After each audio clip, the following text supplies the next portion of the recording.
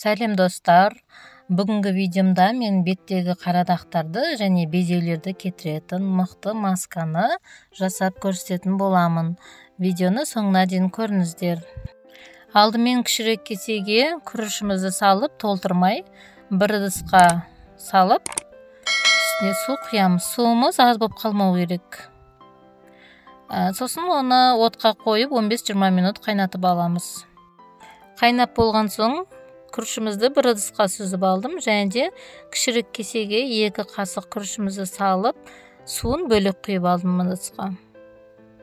Енді жаңа күрішімізге 2 қасық бал қосамыз.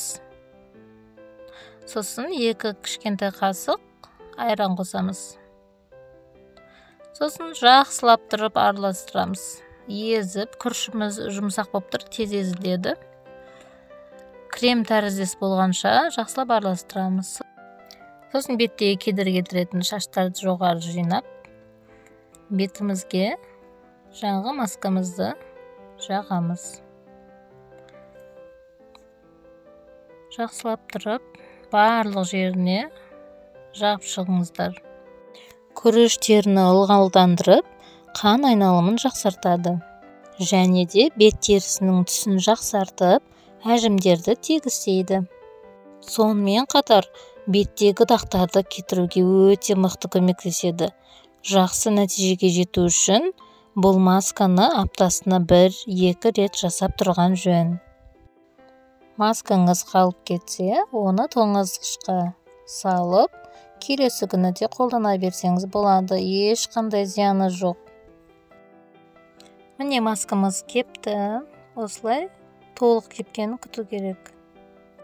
Артынан бетімізді жылы сумен жуып, бет орамалмен осылай сүрту керек. Бетті тартып сүртпеу керек. Жай ғана тигізіп сүртсеңіз жеткілікті.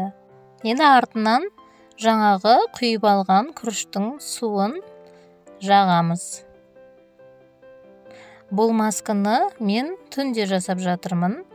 Негізі масканы түнде жасаған дұрыс. Себебі түнде бетіміз демалады және әсері мықты болады.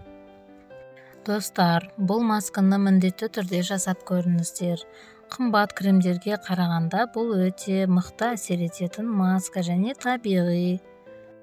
Маска ұнаса, видеоға лайк басып, комментарий қалдырып кетіңіздер.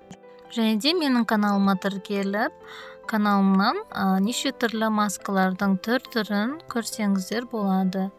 Күнделікті, керекті, пайдалы кеңестер де өте көп. Келесі видеода кездескенше.